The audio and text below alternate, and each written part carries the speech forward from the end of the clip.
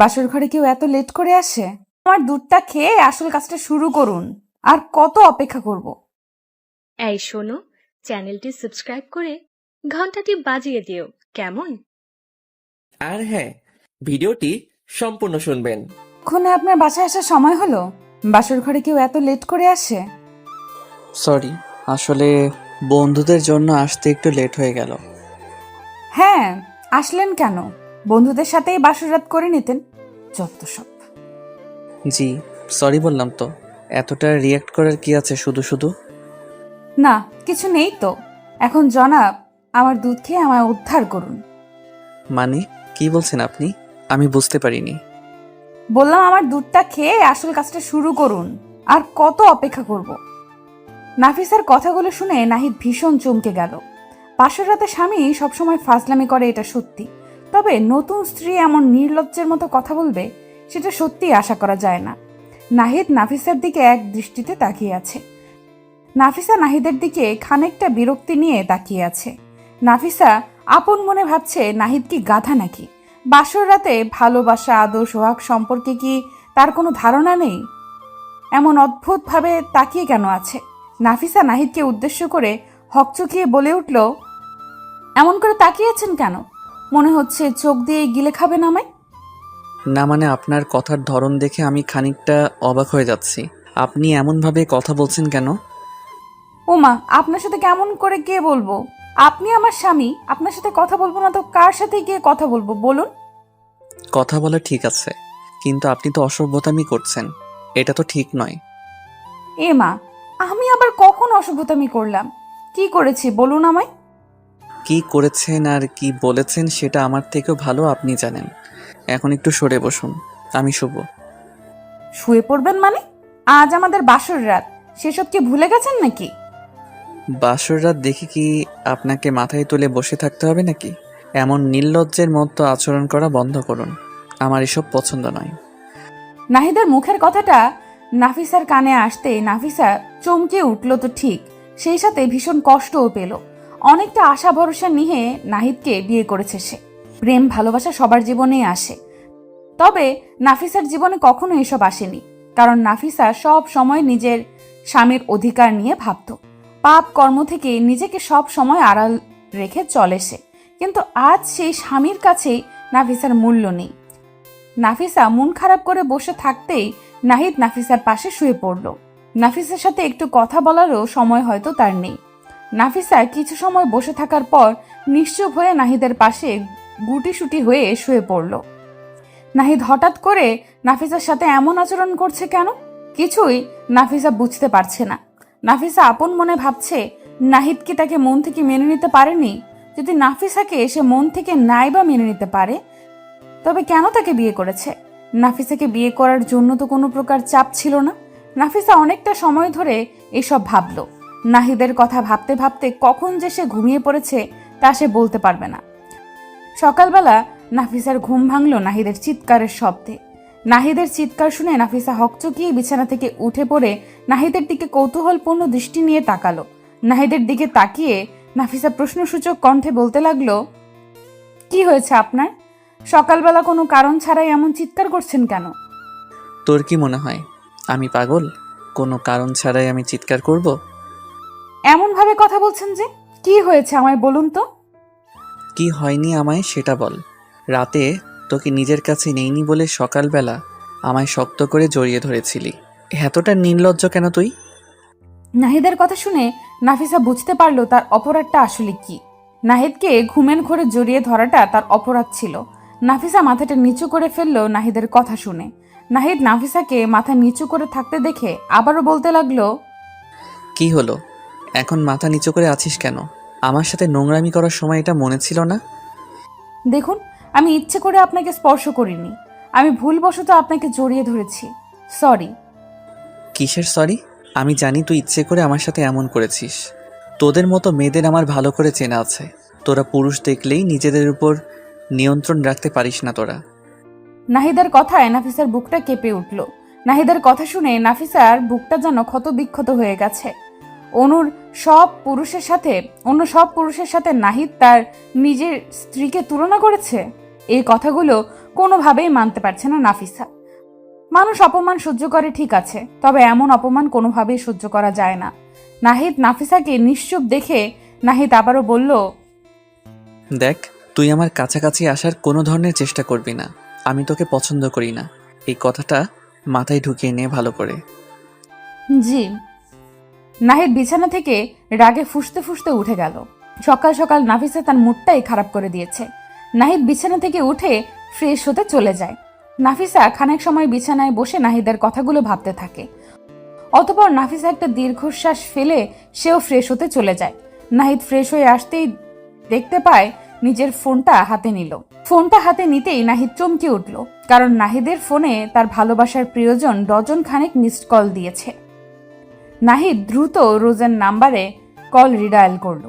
দুবার কল হতেই রোজ নাহিদের কলটা পিক আপ করতেই নাহিদকে উদ্দেশ্য করে শক্ত গলায় বলল, সরি, বাসর রাতে কল করে আপনাকে বিরক্ত করলাম। কিসের বাসর রাত আর কিসের বিরক্ত? পাগল হয়ে গেলে নাকি? পাগল দেখেই তো এখনো আপনার সাথে কথা বলছি। একজন বিবাহিত পুরুষের সাথে আমি এখনো কথা বলছি। রোজ, তুমি যা ভাবছো তা ঠিক নয়। আমি নাফিসার শরীরে একটিবারের জন্য হাত লাগাইনি। আমার মনে প্রাণে শুধুমাত্র তুমি আছো। আমি যদি আপনার মনেই থাকতাম তবে আপনি আমায় বিয়ে করতেন, অন্য কাউকে নয়। আরে পাগলি, তুমি তো জানো আমি পরিবারের চাপে পড়ে বিয়েটা করেছি। আমার কোনো ইচ্ছা ছিল না এই বিয়েতে, বিশ্বাস করো। জানি আমি, টিপে ইচ্ছে ছিল আর না ছিল, তাই তো সারা রাত নিজের নতুন বউয়ের সাথে রোমান্টিক ভালোবাসার আদান প্রদান করেছেন। বাজে কথা বন্ধ করো। আমি বলছি তো, ওকে আমি স্পর্শ করিনি, আর তুমি কি না বলছো?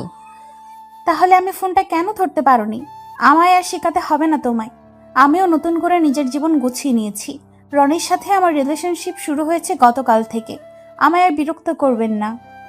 হ্যালো রোজ, প্লিজ আমার কথা শোনো। হ্যালো। নাহিদের সম্পূর্ণ কথা না শুনে রোজ কলটা নাহিদের মুখের উপর কেটে দিল। নাহিদ হ্যালো হ্যালো করেই যাচ্ছে, তবে ওপার থেকে কোনো রেসপন্স পাওয়া যাচ্ছে না। নাহিদ মনটা খারাপ করে ফোনটা কানের উপর থেকে নামিয়ে নিল। রোজ তাকে কি করে অস্বীকার এবং অবিশ্বাস করতে পারে, সেটাই নাহিদ ভাবছে। রোজের উচিত ছিল নাহিদের কথা বিশ্বাস করা। নাহিদ যে কোনোভাবেই রোজের অধিকার অন্য কাউকে দিতে পারে না। নাহিদ বিছানায় বসে পড়ল মন উদাস করে। ওইদিকে নাফিসা ফ্রেশ হয়ে নিয়ে রুমের বাইরে চলে এলো।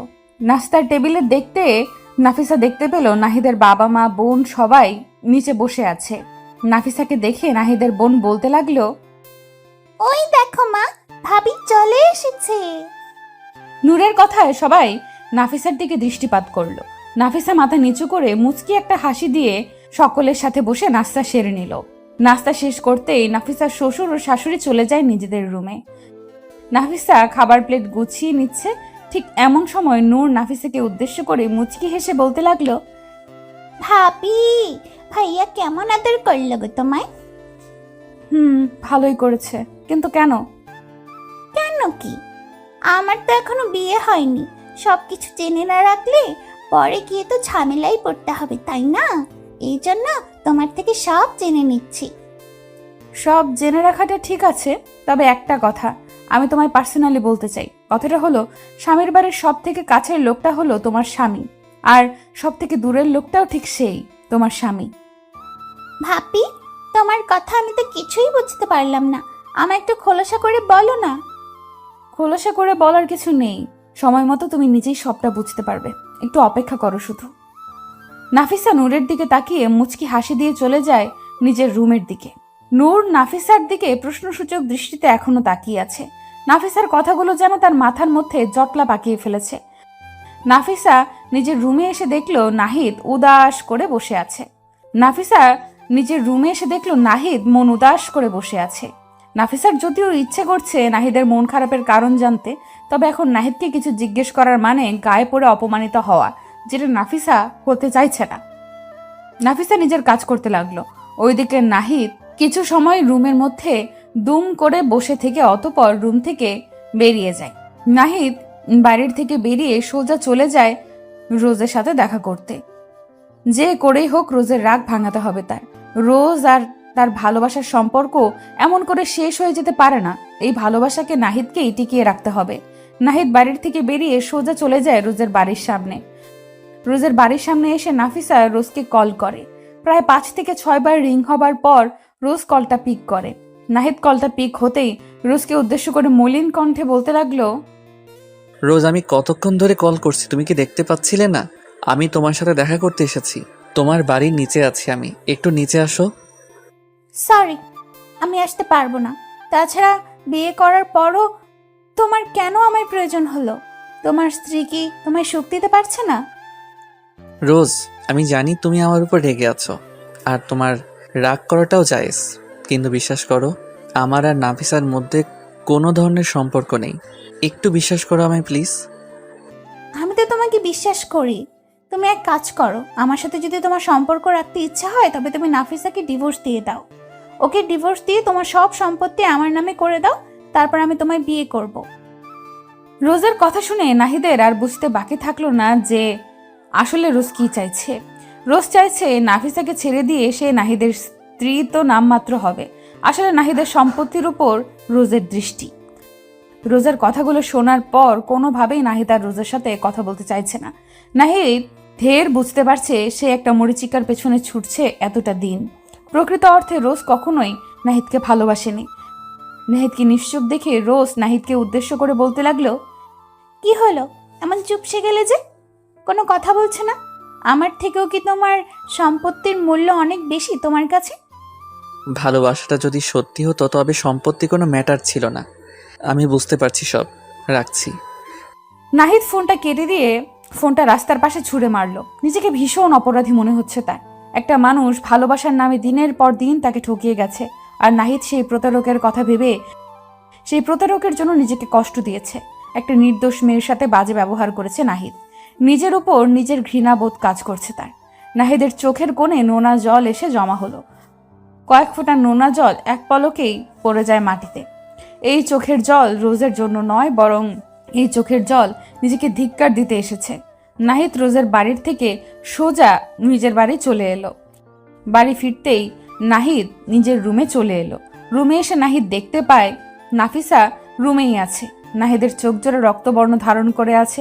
নাহিদ নিজের জায়গা থেকে উঠে নাফিসা নিজের জায়গা থেকে উঠে নাহিদের দিকে এগিয়ে গিয়ে নাহিদকে উদ্দেশ্য করে কৌতূহলপূর্ণ কণ্ঠে বলল, আপনার চোখ জোড়া এমন রক্তবর্ণ ধারণ করে আছে কেন? কি হয়েছে আপনার? সব ঠিক আছে তো? নাফিসার কথার বিপরীতে নাহিদ কোনো শব্দ করল না। নাহিদ এক ঝাটকায় নাফিসার দিকে এগিয়ে এসে দুম করে নিজের বুকে নাফিসাকে টেনে নিল। নাফিসাকে বুকে নিয়ে শক্ত করে জড়িয়ে ধরল নাহিদ। নাহিদের এমন কাজে নাফিসা ভীষণ চমকে যায়। নাফিসার কাছে এসব যেন স্বপ্ন মনে হচ্ছে। নাফিসা তো নিজের স্বামীর কাছে একটু ভালোবাসাই প্রত্যাশা করেছে। আজ তার স্বামী তাকে নিজের বুকে নিয়ে ভালোবাসার পরশ দিচ্ছে। নাফিসা নিশ্চুপ হয়ে একটা ঘুরে চলে যায়। নাহিদ নাফিসাকে শক্ত করে জড়িয়ে ধরে নাফিসার কানের কাছে মুখ এগিয়ে নিয়ে গিয়ে ফিসফিস করে নাফিসাকে উদ্দেশ্য করে বলতে লাগলো, ভালোবাসি তোমায়, অনেক ভালোবাসি। আমায় কখনো ছেড়ে যেও না প্লিজ। আমি অনেক বাজে ব্যবহার করেছি তোমার সাথে, ওই সবের জন্য আমায় ক্ষমা করে দাও তুমি। এসব কি বলছেন আপনি? স্ত্রীর কাছে স্বামীর কোনো অপরাধ থাকতে পারে না। না, থাকতে পারে। আমি তোমার সাথে অনেক অন্যায় করেছি, আমায় ক্ষমা করে দাও।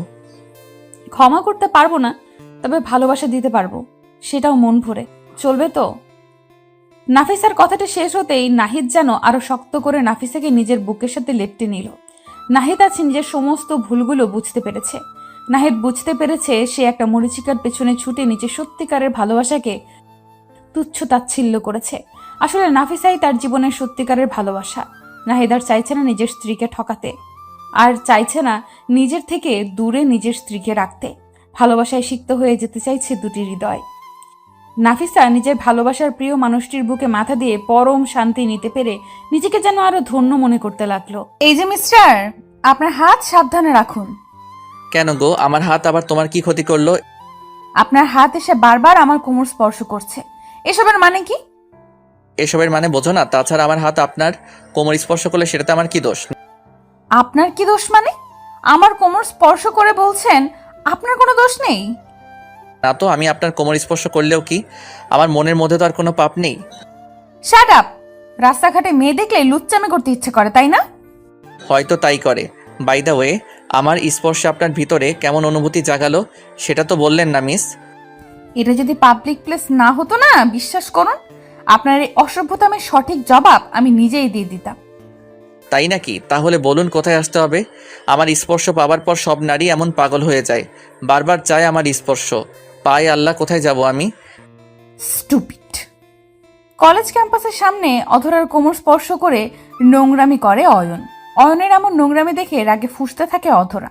কলেজের ভিপি যদি এমন নোংরামি কাজ করে ক্যাম্পাসের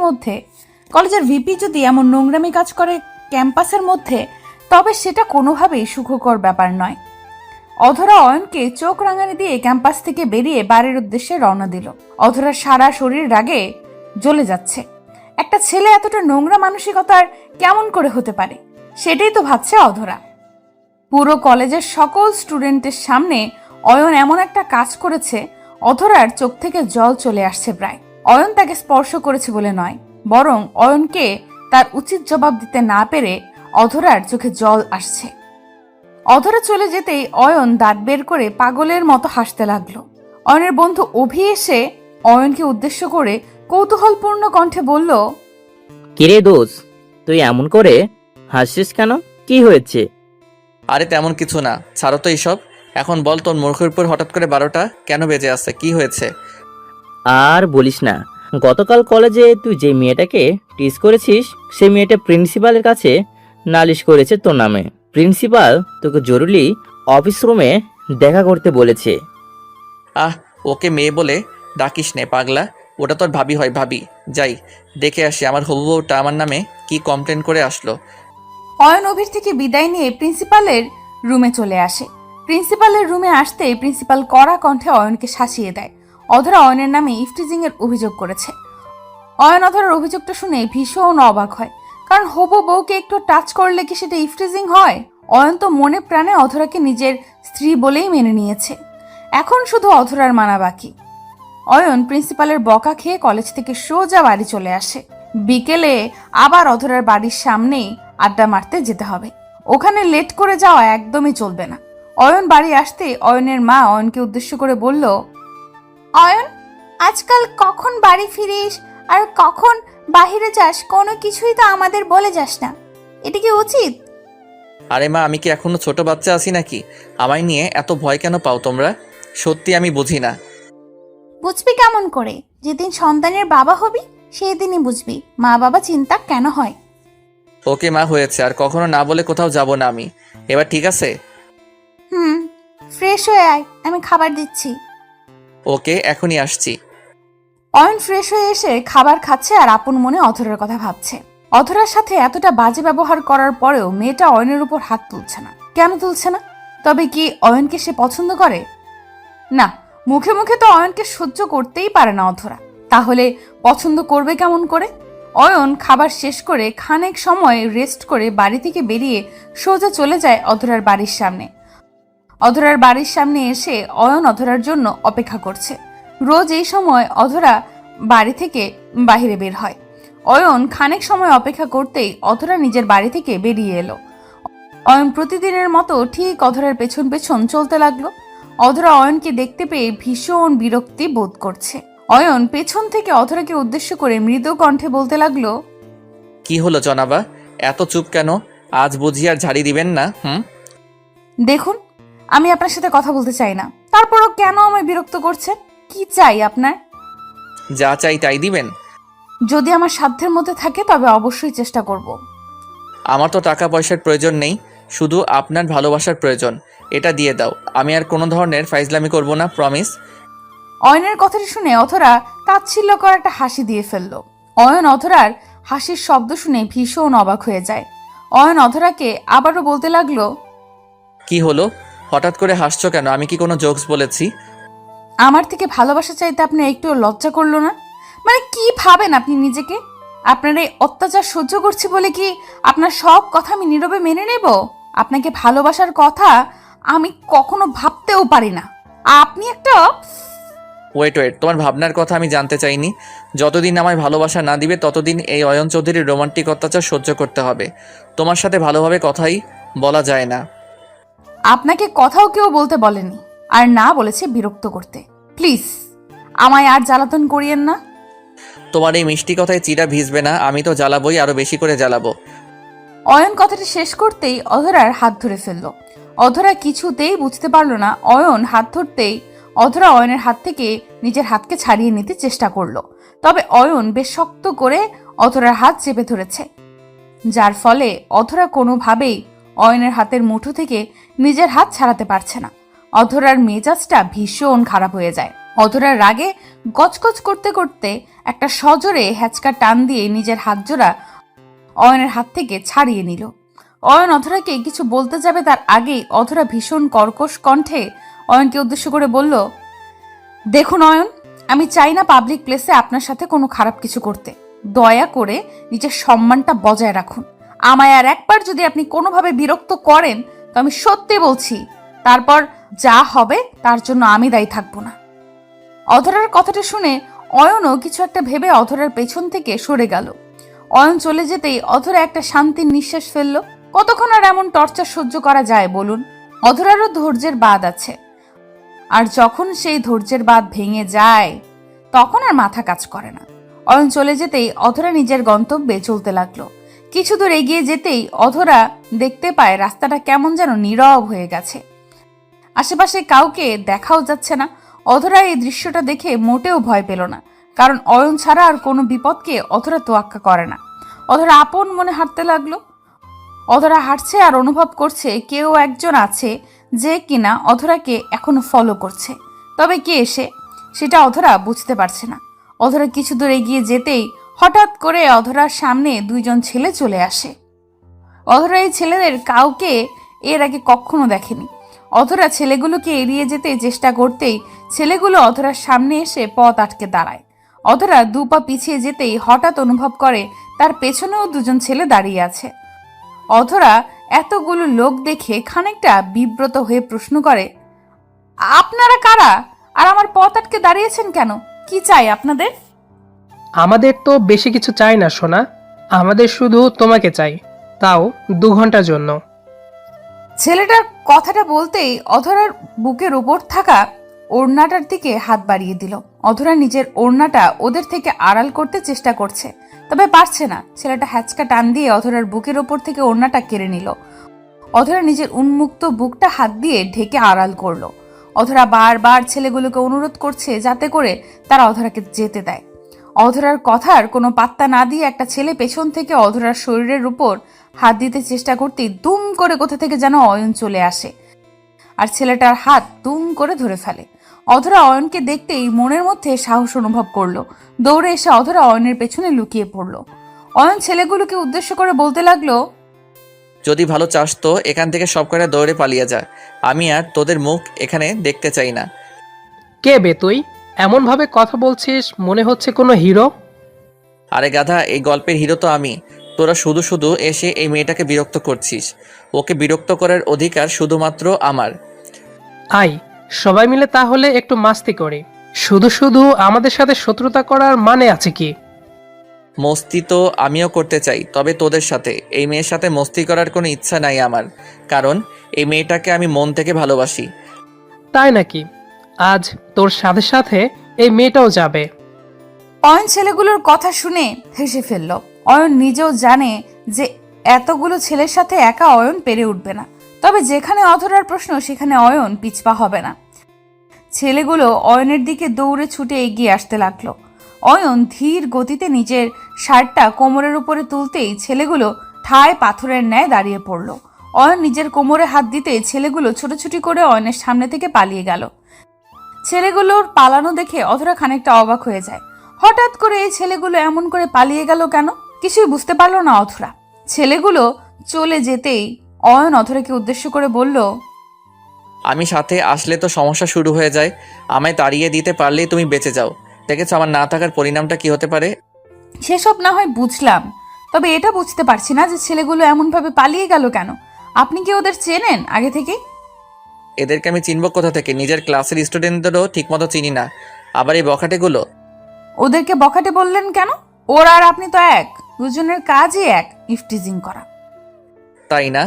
ওরা আর আমি এক না। ওকে, আমি একজনকে জ্বালাতন করি, তাও তাকে ভালোবাসি বলে, আর ওরা তো সবার সাথে এমন করে। ওরা আর আমি এক হলাম কেমন করে?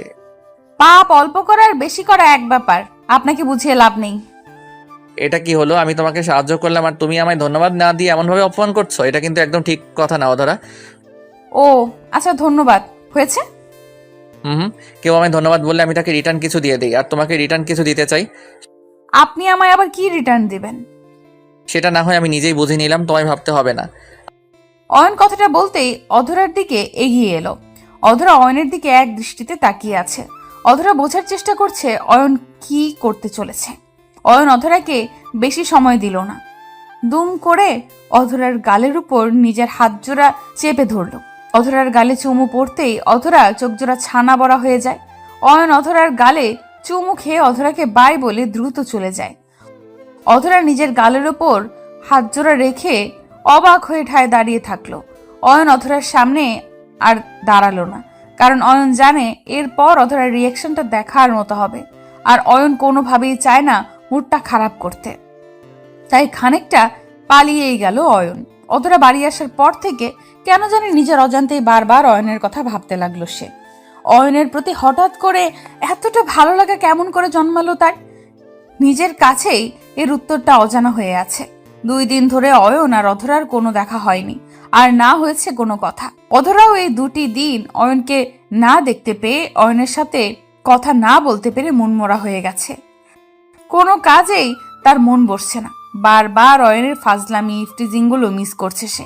ছেলেটা তো আর কারোর সাথে এমন করে না, শুধু তো অধরার সাথেই এমন করে।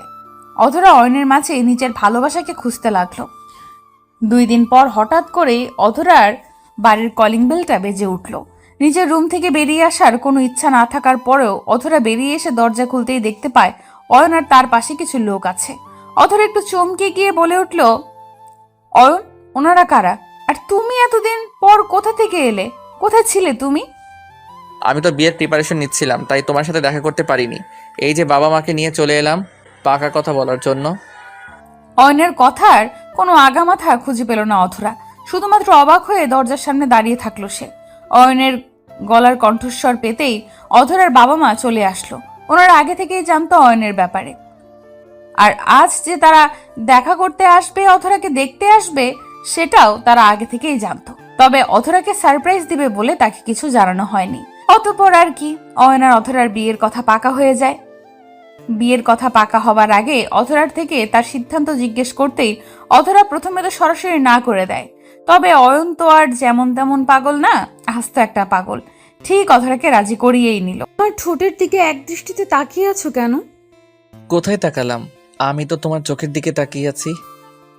মিথ্যা বলো না, আমি দেখেছি কোথায় তাকিয়েছো। তোমার চোখ খারাপ হয়ে গেছে। আমার চোখ কেন খারাপ হতে যাবে? আমার মতো ভালো চোখের মানুষ তুমি আর দুটো খুঁজে পাবে?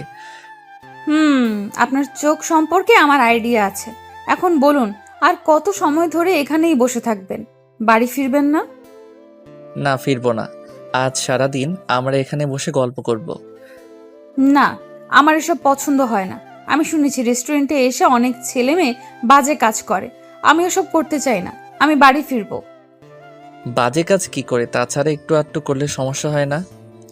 আয়ান কথাটা বলতেই একটা দুষ্টু হাসি দিল। আফিফার সাথে আয়ানের ভালোবাসার সম্পর্ক প্রায় বছর খানিক হবে।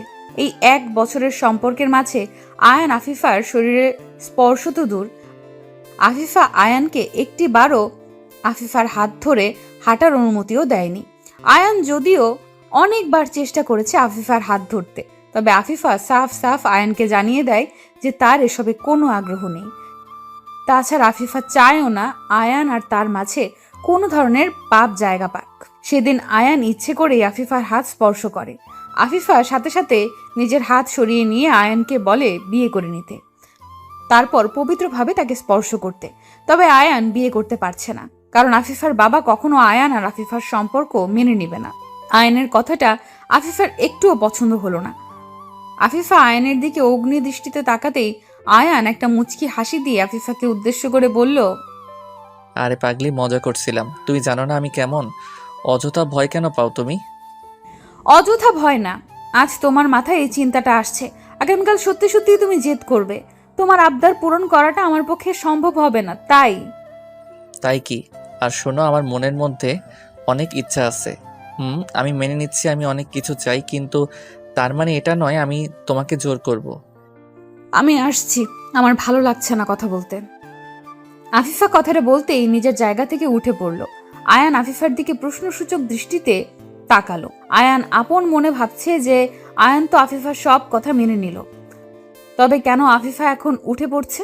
আয়ান আফিফার হাত ধরতেই আফিফা আয়ানের দিকে আবারও অগ্নিদৃষ্টি নিক্ষেপ করলো। আয়ান সাথে সাথে আফিফার হাত ছেড়ে দিল। আয়ান আফিফাকে উদ্দেশ্য করে বলল, এমন করছো কেন? আমি তো বললাম আমার কোনো বাজে ইচ্ছে নেই, তারপরও তুমি এমন করে চলে যাবে? দেখো আয়ান, আমাদের সম্পর্কের অনেক বছর হয়ে গেছে। আমি চাইছি না এই লুকোচুরিটা আর হোক। তোমার যদি আমায় বিয়ে করার সাহস থেকে থাকে তবে পরিবারকে জানাও, অন্যথায় এই সম্পর্কটা এখানেই শেষ। আফিফা কথাটা বলতেই রেস্টুরেন্ট থেকে হনহন করে বেরিয়ে যায়। আয়ান ঠায় থ হয়ে বসে আছে। আফিফার কথাগুলো যেন তার মাথার উপর দিয়ে গেছে। আয়ান আফিফার শেষে বলা কথাটার মানে বুঝতে পারল না। আফিফার কথাটা যেন আয়ানের বুকের মধ্যে তীব্র আঘাত করলো। আফিফার সাথে আজকের পর থেকে আয়ানের কোনো সম্পর্ক থাকবে না। এটা শোনার পর আয়ানের চোখের পাতা যেন ভারী হয়ে এলো। আয়ান অনেকভাবে চেষ্টা করেছে আফিফার পরিবারকে মানিয়ে আফিফাকে বিয়ে করতে, তবে আফিফার বাবা সরাসরি আয়ানকে তার মেয়ের জীবন থেকে সরে যেতে বলেছে। আর আজ আফিফাও সেটাই বলল। আয়ানের বুকের মাঝে যেন পাহাড় সমান কষ্ট এসে জমা হলো। আয়ান কিছু সময় আফিফার কথা ভাবার পর নিজের জায়গা থেকে উঠে পড়ল। ভালোবাসায় বিশ্বাস থাকা জরুরি। যেই ভালোবাসায় বিশ্বাস নেই সেই ভালোবাসা থাকার থেকে না থাকাই উত্তম। আয়ান রেস্টুরেন্ট থেকে বেরিয়ে সোজা নিজের বাড়ি চলে আসে। বাড়ি আসতেই আয়ান দেখতে পায় তার মা বাবা তৈরি হচ্ছে, হয়তো কোথাও যাবেন তারা। আয়ান সেই দিকে না তাকিয়ে নিজের রুমের দিকে চলতে লাগলো। আয়ানকে চলে যেতে দেখে তার মা পেছন থেকে আয়ানকে উদ্দেশ্য করে বলল, কি রে, কোথায় ছিলি সারাদিন? তোকে ফোন করেও পাওয়া যায় না আজকাল। না মা, আসলে একটু বাইরে ছিলাম তাই আর কি। আচ্ছা শোন, আমি আর তোর বাবা মিলে একটা মেয়েকে দেখতে যাচ্ছি, তুই বাড়িতেই থাকিস, ঠিক আছে? একটা মেয়েকে দেখতে যাচ্ছ মানে? কোন মেয়েকে দেখতে যাচ্ছ? আরে তোকে তো বলা হয়নি, তোর বাবার বন্ধুর মেয়েকে দেখতে যাচ্ছি। মেয়েটা মাশাআল্লাহ অনেক ভালো আর দেখতেও সুন্দরী, তোর ভীষণ পছন্দ হবে। বাহ, আমায় না জানিয়ে তোমরা আমার জন্য মেয়ে দেখতে যাচ্ছ? ভালো মতো ব্যাপারটা শোনো মা, আমি এখন বিয়ে করতে পারবো না, আমার সমস্যা আছে। তোর কোনো কথাই আমি শুনবো না। সেই 2 বছর ধরে বলছিস, আজ না পরে পরে। আমাদেরও তো ইচ্ছে করে নাতি নাতনি নিয়ে খেলা করার। দেখো, আমি আমার কথা বলে দিয়েছি, আমি এখন বিয়ে করতে পারবো না, এটাই হচ্ছে ফাইনাল। আয়ান কথাটি শেষ করতেই হনহন করে নিজের রুমে চলে যায়। আয়ানের কথা শুনে তার বাবা মায়ের মুখ শুকিয়ে যায়। তারা অনেক আশা নিয়েছিল যে আয়ানের জন্য তাদের পছন্দ করা মেয়েকে আনবে, কিন্তু আয়ান তো সরাসরি না করে দিল। তাছাড়া আয়ানের বাবা মায়ের পছন্দ করা মেয়েটা দেখতেও বেশ সুন্দরী, তাই আয়ানের পছন্দ তার বলার অপেক্ষায় রাখে না। কিন্তু আয়ান তাদের সব আশাকে এক ঝটকায় শেষ করে দিল। আয়ান নিজের রুমে এসে মন খারাপ করে বসে আছে। কোনো কিছুতেই মন লাগছে না তার। মুখের মধ্যে তীব্র ব্যথা করছে আয়ানের। আফিফার কথা ভীষণ করে মনে পড়ছে তার। আয়ান কিছু সময় বিছানায় বসে থাকতে হঠাৎ করে আয়ানের ফোনে কল চলে এলো। আয়ান বেশ দ্রুত নিজের ফোনটা বের করতে চেষ্টা করলো। আয়ান ভাবছে হয়তো আফিফা কল করেছে। আয়ান পকেট থেকে ফোনটা বের করে হাতে নিতেই ফোনের স্ক্রিনে তাকায়। ফোনের স্ক্রিনে তাকাতে আয়ানের ঠোঁটের উপর থেকে হাসির ঝলকটা উধাও হয়ে যায়। আয়ান যা ভেবেছে তেমন কিছু না। আয়ানের ফোনে কল এসেছে, তবে সেটা আফিফা করেনি, আয়ানের এক বন্ধু করেছে। আয়ান কলটা পিক করতেই ওপার থেকে রনি আয়ানকে উদ্দেশ্য করে বলল, কি রে মামা, সারাদিন কোথায় থাকিস তুই? তোকে কল করেও পাওয়া যায় না। কোথায় আবার, বাড়িতেই থাকি। আসলে আমি একটু বিজি থাকি, তাই কলটা পিক করতে পারিনি। কেন কল করেছিস? কিছু বলবি নাকি? এটা আবার কেমন ধরনের কথা আয়ান? আমি তোকে কোনো প্রয়োজন ছাড়া কল করতে পারি না বুঝি? না, তো পারিস, তবে কোনো প্রয়োজন আছে বলেই তো এত কল করেছিস। প্রয়োজন বলতে তোর খোঁজ নিতেই কল করেছিলাম আর কি। আচ্ছা যাক, বাদ দে। আচ্ছা মামা, আফিফার কি খবর? কথা হয় তোর সাথে? আর কথা, যাকে নিজের জীবনের থেকেও বেশি ভালোবাসি সে আমায় বিশ্বাস করতে পারছে না, আমায় অবিশ্বাস করে চলে গেছে। চলে গেছে মানে? কোথায় গেছে? তোদের এতদিনের সম্পর্ক শেষ কিভাবে করে দিতে পারলো? শেষ করে দেয়নি তো? এমন এক শর্ত দিয়েছে যেটা পূরণ করতে পারলে তার সাথে আমার সম্পর্ক থাকবে, আর না হয় থাকবে না। বলিস কি? ভালোবাসায় কি আবার কোনো শর্ত থাকে নাকি? ভালোবাসায় তো শুধুমাত্র ভালোবাসাই থাকে। আমিও তো তাই ভাবতাম, হয়তো আমার ভাবনা ভুল ছিল, তাই তো ছেড়ে চলে গেছে। আচ্ছা মামা, আমার একটু পরিষ্কার করে বলতো কি হয়েছে আসল ঘটনা। আমি তো মানে তোর কথার কিছুই বুঝতে পারছি না। আয়ান রনিকে সব কিছু খুলে বলল। রনি আফিফার কথাগুলো শুনে চমকে যায়। ভালোবাসার মানুষের সাথে কেউ এমন ব্যবহার কি করে করতে পারে, সেটাই ভাবছে রনি। রনি আরও কিছু সময় আয়ানের সাথে কথা বলে কল কেটে দিল। আয়ান কল কেটে দিয়ে নিজের রুমে বসে থাকলো। সকালবেলা আয়ান ঘুম থেকে উঠে ফ্রেশ হয়ে নিল। আয়ান ফ্রেশ হয়ে এসে নাস্তা করতেই আয়ানের ফোনে কল চলে এলো। আয়ান ফোনটা হাতে নিতেই দেখলো আফিফা কল করেছে। আয়ান আফিফার কল পেতেই কলটা কেটে দিল। আয়ানের ইচ্ছে নেই আফিফার সাথে কথা বলার, কারণ আফিফার যদি তাকে সত্যিই ভালোবাসতো তবে আয়ানকে সে বিশ্বাস করত। আয়ানকে আফিফা বিশ্বাস করে না, আর বিশ্বাস ছাড়া কোনো সম্পর্ক টিকতে পারে না। আয়ান কলটা কেটে দিতেই আফিফা বারবার আয়ানকে কল করতে থাকলো। আয়ান শেষে বাধ্য হয়ে কলটা পিক করলো। আয়ান কলটা পিক করতে ওপার থেকে আফিফা আয়ানকে উদ্দেশ্য করে কান্না ভেজা কণ্ঠে বলল, আয়ান প্লিজ আমার কথা শোনো, প্লিজ কলটা কেটে দিও না প্লিজ। বলো, কি কথা বলবে? আয়ান, বাবা আমার জন্য বিয়ে ঠিক করেছে, আগামীকাল আমার বিয়ে। আমি কি করব বুঝতে পারছি না কিছু, প্লিজ একটা উপায় বের করো। আমি কি উপায় বের করব? তোমার বিয়ে হয়ে যাচ্ছে তো হয়ে যাক, সমস্যা নেই কোনো। আয়ান এইসব কি বলছো তুমি? মাথা ঠিক আছে তোমার? আমি তোমায় ভালোবাসি, তোমায় ভালোবেসে অন্য কাউকে আমি কেমন করে বিয়ে করব? যেমন করে আমায় ছেড়ে যেতে চাইছো ঠিক অমনভাবে বিয়ে করবে। আমায় আর বিরক্ত করো না, রাখছি। আয়ান, এটাই কি তোমার শেষ কথা? এটাই আমার শেষ কথা। যদি এটাই তোমার শেষ কথা হয়ে থাকে তো আমারও শেষ কথা শুনে রাখো। আমি যদি তোমায় আপন করে না পাই তবে এই জীবন আমি রাখবো না। কারোর জন্য কেউ মরে যায় না আফিফা, এটা নিছক মিছে কথা। সবাই বেঁচে থাকে। সবার কথা তো বলতে পারছি না, তবে আমার নিজের কথা বলতে পারছি। সুখবরটা খুব শীঘ্রই পাবে আশা করি। আফিফা কথাটা বলতেই কলটা কেটে দিল। আয়ান আর দ্বিতীয়বার কল করলো না, কারণ আয়ান ভাবছে হয়তো আফিফা মজা করছে তার সাথে। আজ অবধি সবাই বলে প্রিয়জনের জন্য জীবন দিয়ে দিতে পারে, মরে যেতে পারে, তবে সেটা শুধুমাত্র কথার কথা থাকে, সত্যিটা ভিন্ন হয়ে থাকে। আর আয়ান আর কি বা করবে? আফিফার বাবা মাকে অনেকবার সে বোঝাতে চেয়েছে, কিন্তু তারা আয়ানের কোনো কথাই শোনেনি, বরং অপমান করেছে আয়ানকে। আয়ান তবু আফিফাকে নিয়ে বাঁচতে চেয়েছে, কিন্তু আফিফার তো চিন্তা অন্য কিছুই ছিল। আয়ান নিজের মতো করে বিছানায় বসে আছে। আফিফার বিয়ে অন্য কারোর সাথে হয়ে যাবে, এই কথাটা ভাবতেই আয়ানের কলিজাটা কেঁপে উঠছে। নিজের ভালোবাসার মানুষটিকে অন্যের সাথে সহ্য করতে পারবে না আয়ান। আয়ান আফিফার কথা ভাবতে লাগলো আপন মনে। কিছু সময় আফিফার কথা ভাবতেই আয়ানের রুমে চলে আসে তার মা। আয়ানের মা এসে আয়ানকে উদ্দেশ্য করে শান্ত কণ্ঠে বলল, আয়ান, আমার তোর সাথে কিছু কথা ছিল, তুই কি এখন ফ্রি আছিস? মা, বলো, কি কথা বলবে? আমায় সত্যি করে বল, তোর কি কোনো পছন্দ করা মেয়ে আছে? যদি থাকে তো বল, আমরা মেয়ের বাবা মায়ের সাথে কথা বলে সব ঠিক করে নেই। মা, আমার কাকে পছন্দ আর কাকে চাই সেসব তো তোমরা জানো। আমি আফিফাকে ভালোবাসি, ওকে ছাড়া অন্য কাউকে বিয়ে করা আমার পক্ষে সম্ভব নয়। আফিফা, ওই মেয়ের কথা তুই এখনো মনে রেখেছিস? তুই কি ভুলে গেছিস ওর বাবা আমাদের কেমন করে অপমান করেছে, কেমন করে আমাদের ছোট করেছে? আমি কিছু ভুলে যাইনি, তবে আফিফা তো কিছু করেনি, ভুল ওর বাবা করেছে। আফিফার কোনো ভুল ছিল না মা। আফিফার পক্ষে কথা বলা বন্ধ করে দে। ওই মেয়ে ওর বাবার মতো। যদি ওই মেয়ে তোকে সত্যি ভালোবাসতো তবে তোর কাছে ছুটে চলে আসতো, বাবা মায়ের জন্য অপেক্ষা করতো না। আমার কাছে যেমন তোমরা গুরুত্বপূর্ণ, ঠিক তেমনি ওর কাছে ওর বাবা মা গুরুত্বপূর্ণ, তাই ও কোনো সিদ্ধান্ত নিতে পারছে না। তুই যত যাই বলিস, আমরা আর গায়ে পড়ে অপমানিত হতে পারবো না বাপু। ওই মেয়েকে নিয়ে আমাদের মনে আর কোনো ইচ্ছে নেই। আয়ানের মা কথাটা বলতেই চলে যায় আয়ানের রুম থেকে। আয়ান আগে থেকেই জানতো তার মা এই সম্পর্কে কোনো বিশেষ আগ্রহ দেখাবে না, কারণ আফিফার বাবা যেভাবে তাদের অপমান করেছে তারপর আর আফিফাকে নিয়ে কোনো ভাবনা থাকা অন্তত তাদের পক্ষে সম্ভব নয়। আয়ানের রুম থেকে তার মা চলে যেতেই আয়ান একটা দীর্ঘশ্বাস ফেলে আফিফার ভাবনায় মগ্ন হয়ে পড়ল। আফিফার কথা ভাবতে ভাবতে কখন যে আয়ানের চোখের পাতা এক হয়ে গেছে তা সে জানে না।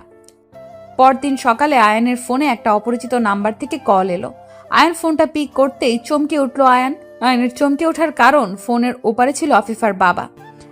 আফিফার বাবার কল পেয়ে আয়ান খানিকটা অবাক হয়ে যায়। আয়ান ফোনটা পিক করতে আফিফার বাবা আয়ানকে উদ্দেশ্য করে বলতে লাগলো, আয়ান, কোথায় আছো তুমি? বাসায় আছি মা। কিন্তু কেন আঙ্কেল, কি হয়েছে? আফিফা হাসপাতালে ভর্তি আছে, আমাকে দেখতে চাইছে একটু। যদি তুমি একটু আসতে তবে। আফিফার বাবা সম্পূর্ণ কথাটা বলতে পারল না। পুরো কথাটা বলার আগেই উনি কান্না করতে লাগলেন। আয়ান ওনাকে কান্না করতে দেখে আর বুঝতে বাকি থাকলো না যে নিশ্চয়ই কিছু একটা খারাপ হয়েছে। তা না হলে উনি কখনো আয়ানকে কল করতেন না। আয়ান ফোনটা রেখে দিয়ে ভীষণ বিচলিত হয়ে দৌড়ে নিজের রুম থেকে বেরিয়ে যায়। আয়ান হসপিটালের উদ্দেশ্যে বাড়ি থেকে বেরিয়ে পড়ে আপন মনে ভাবছে আফিফা যেটা বলেছে সেটা তো আয়ান মজা ভেবেছে, কিন্তু আফিফা সেই মজাটাকে সত্যি করে দিল। আয়ানের বুকের মধ্যে যেন কেউ ধারালো ছুরি দিয়ে আঘাত করছে। আয়ান এই যন্ত্রণা যেন সহ্য করতে পারছে না। আয়ান হসপিটালে এসে দ্রুত খোঁজ নিল আফিফা কোন কেবিনে আছে। অতঃপর আফিফার কেবিনে চলে আসে সে। আফিফা বিষ খেয়ে নিয়েছে। যদিও সব বিষ বের করা হয়েছে, তবে আফিফার অবস্থা মোটেও ভালো নয়। আয়ান আফিফার কেবিনে এসে আফিফার পাশে বসলো। আফিফার হাত ধরতে আফিফা আয়ানের দিকে তাকালো। আয়ান আফিফাকে উদ্দেশ্য করে মলিন কণ্ঠে বলল, কি দরকার ছিল এসব পাগলামি করার? যদি আজ খারাপ কিছু হয়ে যেত তখন কি হতো? কি নিয়ে বাঁচতাম আমি? কেন? তুমি তো বলেই দিয়েছ আমার যাই হোক তাতে তোমার কিচ্ছু না। তাহলে আমি কিসের আশায় বেঁচে থাকবো? আমি তোমার ছাড়া বেঁচে থাকতে পারবো না, তাই নিজেকে শেষ করে দিচ্ছি। আফিফার কথা শেষ হতে আয়ান আফিফাকে শক্ত করে নিজের বুকের সাথে মিশিয়ে জড়িয়ে ধরল। আফিফা চোখ বন্ধ করে আয়ানকেও আজ জড়িয়ে ধরল। আয়ান আফিফাকে জড়িয়ে ধরে বলতে লাগলো, তুমি ছাড়া আমিও বাঁচতে পারবো না। অনেক ভালোবাসি তোমায়, নিজের থেকেও বেশি। আমিও তোমায় নিজের জীবনের থেকেও বেশি ভালোবাসি। আয়ান আর আফিফার ভালোবাসার কাছে আফিফার বাবাকে হেরে যেতে হলো। আফিফার বাবা সেই দিন আয়ান আফিফাকে সারা জীবনের জন্য এক করে দিল। ভালোবাসা এটাকেই বলে। হাজার ঝড় বাধা উপেক্ষা করে সত্যিকারের ভালোবাসা একটা না একটা সময় তাদের পূর্ণতা ঠিক খুঁজে নেয়। সত্যিকারের ভালোবাসার সম্পর্কগুলোকে বিচ্ছেদের শব্দটা নিয়ে আসবেন না। আচ্ছা, তোমার পছন্দের জিনিসটা কেটে ফেলার সময় তোমার কেমন লেগেছে? ওসব জেনে তুমি কি করবে? আমার শরীরের অংশ ওটা, সুখ লাগবে নাকি? কি করব আবার? এমনি জানতে চাইছি, বলো না। হ্যাঁ, ভীষণ কষ্ট লেগেছিল। আমি কান্না করেছিলাম অনেক। আহ, পাগল ছেলে, কাঁদার কি আছে? ওটাই তো আসল সুখ। তখন কি আর সেই শোক বুঝতাম? তখন ভাবতাম যে ব্যথা করছে, তাই কান্না করে ফেলেছি। বলো কি, কেটে গেছে ওটা? আর ব্যথা কি না লেগেছে তোমার? আচ্ছা, এটা কি মনের ব্যথা নাকি? আরে ওই গাধি, মনের ব্যথা হবে কেন? এটা তোমার শরীরের অংশ, তাই ব্যথা লেগেছে। আহাদের বারবার নিজের শরীরের অংশ বলায় নিধি খানিকটা অবাক হয়ে যায়। নিধি কোরবানির পশুর কথা বলছে আহাদকে। আহাদ যখন ছোট ছিল তখন তার পছন্দের একটা পশু ছিল। সেটাকে কোরবানি করার সময় আহাদের ফিলিংস কেমন ছিল তা জানতেই নিধি আহাদকে প্রশ্ন করে, কিন্তু আহাদ তো অন্য কিছুই উত্তর দিচ্ছে। নিধি আহাদকে উদ্দেশ্য করে আবারও বলতে লাগলো, এই পাগলের মতো কি সব বলছো?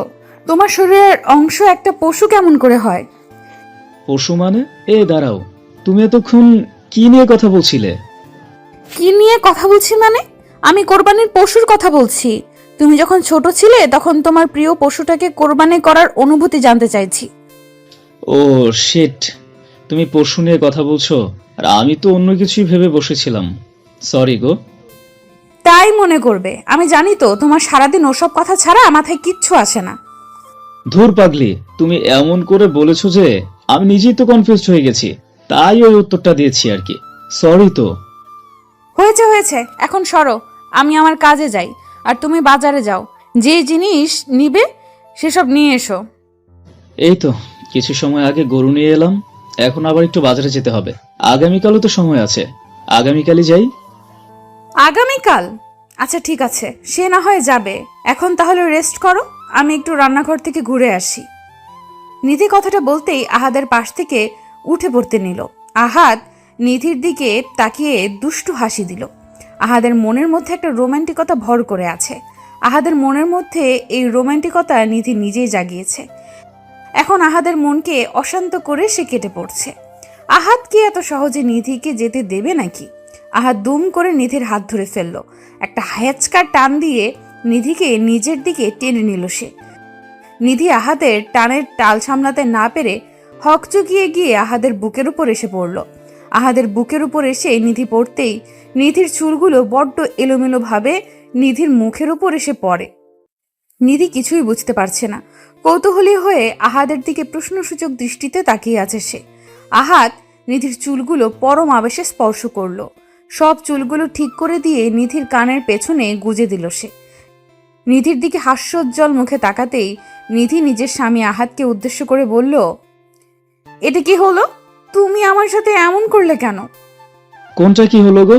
আমি আমার স্ত্রীকে নিজের কাছে আনতে পারবো না নাকি? তুমি কিন্তু দিন দিন বড্ড বাজে হয়ে যাচ্ছ। এমন করলে কিন্তু আমার হাতে মার খেতে হবে তোমায়। ওরে আমার রাগী বউটারে, তোমার রোমান্টিক স্বামীর একটু রোমান্টিকতা তোমার সহ্য হয় না বুঝি? না গো, হয় না। আমার এসব দেখলে গা জ্বালা করে। কাজের কাজ পড়ে আছে আর ওনার রোমান্টিকতা জেগে উঠেছে। গতকাল রাতেও তো আদর করলে, তা মন ভরে নাই বুঝি? না গো না, আমার ওই অল্প আদরে কখনোই মন ভরে না। আমার আরো বেশি বেশি আদর চাই। তাই আসো, পিঠটা দাও, এক্ষুনি কিল খুশি মেরে মেরে আদর দিচ্ছি। তাই দাও, তবু কিছু তো দাও, আমার অনেক কিছু চাই। দেখো, এখন কিন্তু বেশি বেশি করছো তুমি। আমার কাজ আছে, আমায় যেতে দাও। তোমার হৃদ মাঝারে রাখিব, ছেড়ে দেব না। আহাদ কথাটা শেষ করতেই নিধির কোমরের উপর নিজের হাত জোড়া রাখল। আহাদের হাতের গভীর স্পর্শ পেতেই নিধির সারা শরীর কেঁপে উঠল। আহাদ নিধির কোমরে হাত বুলিয়ে দিয়ে আদর করতে লাগলো। আহাদ সব সময় একদম পাগল হয়ে থাকে নিধিকে আদর করার জন্য। নিধি সবসময় মুখে মুখে বলে আহাদকে যে আদর করতে না, তবে মন থেকে সে আহাদের এমন পাগলামিগুলো ভীষণ রকম চায়। আহাদ নিধির কোমরে হাত বুলিয়ে দিয়ে নিজের গালের সাথে নিধির গাল ঘষতে লাগলো। নিধি নিজের চোখ বন্ধ করে আছে আর মুখ থেকে অস্পষ্টভাবে বলছে যে তাকে ছেড়ে দিতে, তবে আহাদের থেকে নিজেকে ছাড়িয়ে নেওয়ার বিন্দুমাত্র তোড়জোড় নেই তার। আহাদ নিধির গালে, গলায়, ঘাড়ে নিজের ঠোঁটজোড়া ছুঁয়ে দিল। আহাদের ঠোঁটের পরশে নিধির মনের মধ্যে তোলপাড় শুরু হয়ে গেছে। আহাদ একটু একটু করে নিজের হাতটা নিধির নাভির উপর রাখতেই নিধি আহাদের শার্ট খামচে ধরল। আহাদ নিধির রেসপন্স দেখে নিজের মনের উপর আর নিয়ন্ত্রণ রাখতে পারেনি। আহাদ ব্যাকুল হয়ে উঠল নিধির মিষ্টি ঠোঁটের ভালোবাসার পরশ পাওয়ার জন্য। আহাদ নিধির গোলাপের পাপড়ির মতো ঠোঁটজোড়ার দিকে লোভনীয় দৃষ্টিতে তাকিয়ে ধীরে ধীরে নিজের ঠোঁটজোড়া নিধির ঠোঁটের দিকে এগিয়ে দিল। নিধি চোখ বন্ধ করেই আছে আর নিজের স্বামীর ভালোবাসার স্পর্শগুলো অনুভব করে চলেছে। আহাদ আর নিধির ঠোঁট ছুঁই ছুঁই হয়ে আসতেই আচমকা আহাদের রুমের দরজায় কেউ নক করলো। আহাদের একটু ইচ্ছে করছে না নিধিকে ছাড়তে, তাই সে নিজের কাজ চালিয়ে যাচ্ছে। তবে দরজার ওপাশ থেকে বেশি শব্দ আসছে দেখে বাধ্য হয়ে নিধিকে ছাড়তে হলো তার। নিধিকে নিজের বাঁধন থেকে মুক্ত করে দিতেই নিধি চোখ মেলে তাকালো। আহাদের দিকে তাকিয়ে দুষ্টু হাসি দিয়ে নিধি দরজার দিকে চলে গেল। দরজা খুলে দিতেই নিধি দেখতে পায় তার ছোট বোন এসেছে। নিধির ছোট বোন নীলা এসেছে বেড়াতে। নিধি দরজা খুলতেই নীলা নিজের বোনের দিকে তাকিয়ে কৌতূহলী কণ্ঠে বলে উঠল, ভর দুপুরে দরজা বন্ধ করে কি করছিলে আপু? এত সময় লাগলো দরজা খুলতে? আরে পাগলি, কি করবো আবার, ওই একটু শুয়েছিলাম আর কি। তোমার কথায় কেমন জানি সন্দেহ হচ্ছে আমার। দুলাভাই, সত্যি করে বলেন তো ঘটনাটা কি? আসল ঘটনা জানতে হলে তো তোমায় এখানে থাকতে হবে শালি আমার। আসো, তোমার সাথে এখন দরজা বন্ধ করে থাকি, তবেই বুঝতে পারবে আমরা কি করছিলাম। আহাদ কথাটা বলতেই নীলার দিকে তাকিয়ে দুষ্টু হাসি দিল। নিধি আহাদকে চোখ রাঙানি দিল। ওইদিকে নীলা আহাদের দিকে এখনো হা করে তাকিয়ে আছে। হয়তো আহাদের কথার মানে সে বুঝতে পারেনি। নিধি নীলাকে উদ্দেশ্য করে বলল, তা কখন এসেছিস আর ফ্রেশ হয়েছিস কি? এই তো 10 মিনিট হবে, এখনো ফ্রেশ হইনি মাত্র। ভাবলাম তোর সাথে আগে দেখা করে নেই, তাই চলে আসলাম। বাবা, এখন দেখি দুলাভাইয়ের কোনো মান সম্মানই নাই। মানে আমার শালি শুধুমাত্র তার বোনের সাথে দেখা করতে এসেছে, আমার সাথে না। আপনি লোকটা ভালো না, অনেক পচা, তাই আপনার সাথে দেখা করার কোনো ইচ্ছা আমার নাই। ও মা, তাই নাকি? তা আমি কি করেছি শালিকা আমার? বলো আমায়। আমার তো জানতে হবে যে আমি কি এমন কাজটা করে পচা হয়ে গেছি, তাই না? এই যে আমার বোনকে নিজের বাড়িতে আটকে রেখেছেন, এটা কি কম কথা নাকি? ওরে বাবারে, তাই? আচ্ছা যাও, ঠিক আছে, নিয়ে যাও তোমার বোনকে। আমিও দেখি কিভাবে নিয়ে যাও তুমি। তাই নিয়ে যাব, এখন আসছি। নীলা কথাটা বলে চলে যায়। নীলা আর আহাদের মধ্যে সব সময় ঝগড়া আর মজা চলতেই থাকে। এরা দুজন যেন সাপ নেউল। নিধি কখনো নীলা আর আহাদের এমন আচরণ দেখে তাদের কোনো প্রশ্ন করেনি, আর না কখনো নিধির মনে কোনো প্রশ্ন এসেছে। আহাদকে কখনো কোনো কিছুতে সন্দেহ করেনি নিধি। নিধি সব সময় আহাদকে বিশ্বাস করে, আর এই বিশ্বাস তাদের দুজনকে এক অদ্ভুত ভালোবাসায় বেঁধে রেখেছে। নিধি নীলাকে নিয়ে চলে যায় গেস্ট রুমে। অতঃপর নিধি দুপুরের খাবারের আয়োজন করে। সবাই একসাথে লাঞ্চ করে নিল। লাঞ্চ করে আহাদ নিজের রুমে চলে এলো। রুমে এসে আহাদ জানালার পাশে গিয়ে দাঁড়ালো। বাহিরে রিমঝিম ধারায় বৃষ্টি পড়ছে। হালকা মৃদু শীতল বাতাসে মনের মধ্যে যেন ভালো লাগার অনুভূতি জন্ম দিচ্ছে এই হাওয়া। আহাদ এক দৃষ্টিতে বৃষ্টির মুগ্ধতা উপভোগ করছে। কিছু সময় বাহিরের মেঘলা আকাশ দেখার পর আচমকা আহাদ অনুভব করলো তার পিঠের উপর কেউ একজন হাত রেখেছে। এই স্পর্শটা আহাদের ভীষণ চেনা। আহাদ পেছন ফিরে তাকাতেই দেখতে পায় তার প্রিয়তমা চা হাতে নিয়ে দাঁড়িয়ে আছে। আহাদ চা খেতে খেতে বৃষ্টি দেখতে ভীষণ পছন্দ করে, তাই নিধি হয়তো চা করে দিয়েছে। নিধির হাতে একটা চায়ের কাপ দেখে আহাদ কৌতূহলী কণ্ঠে নিধিকে উদ্দেশ্য করে বলল, চা নিয়ে আসছো ঠিক আছে, কিন্তু এক কাপে করে নিয়ে এলে কেন? তুমি খাবে না? আমি তো খাবো, একটা কাপে দুজন মিলে খাবো। কেন, তোমার ঠোঁট ভেজানো কাপে বুঝি আমি চা খেতে পারি না? সেটা তো পারোই সোনা, তার থেকে অনেক বেশি কিছুও করতে পারো। এখন আমায় বলো, মেঘলা আকাশের পানে এক দৃষ্টিতে তাকিয়ে কি ভাবছিলে তুমি? কি আর ভাববো, একজন বিশেষ মানুষের কথা ভাবছিলাম। মানুষটা আমায় একটুও ভালোবাসে না, সব সময় আমার কাছ থেকে নিজেকে আড়াল রাখতে চায়। আমার পাশে তো আছে, কিন্তু খুব বেশি পাশে নেই। তাই নাকি? আচ্ছা বলেন জনাব, আপনার কত কাছে আসলে মনে হবে যে আমি আপনার পাশে আছি?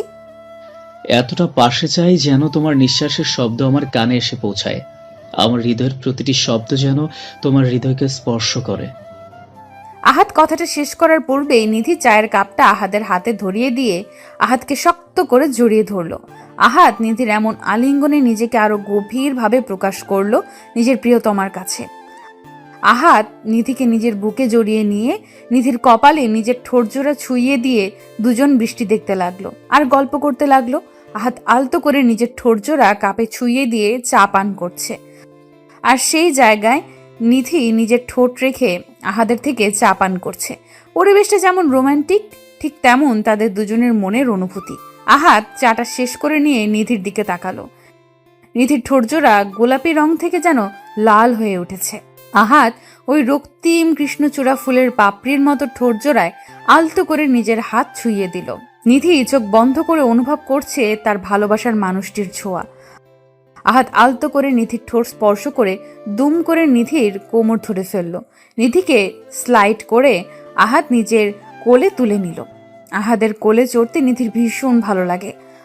আহাদ নিধিকে নিজের সামনে ব্যালকনিতে বসিয়ে দিয়ে নিধির দিকে একটু এগিয়ে এসে পেছন থেকে নিধির কোমর জড়িয়ে ধরে নিধিকে উদ্দেশ্য করে নেশালো কণ্ঠে বলতে লাগলো, নিধি, আজকের এই আবহাওয়া, এই নীরব পরিবেশ, এই বৃষ্টির প্রতিটা ফোঁটা, মেঘাচ্ছন্ন আকাশ, সবকিছু দেখে তোমার মনের মধ্যে কি চাইছে? প্রচুর ভালোবাসা চাইছে। তোমার ভালোবাসার স্পর্শ চাইছে আমার দেহের প্রতিটা অংশ। তোমার মধ্যে হারিয়ে যেতে চাইছি আমি। তবে কেন অপেক্ষা করছো? ওই মিষ্টি ঠোঁটের স্বাদটুকু আমায় নিতে দাও মন ভরে। আমার এই অশান্ত মনকে শান্ত করার ওষুধটুকু দিয়ে দাও প্লিজ।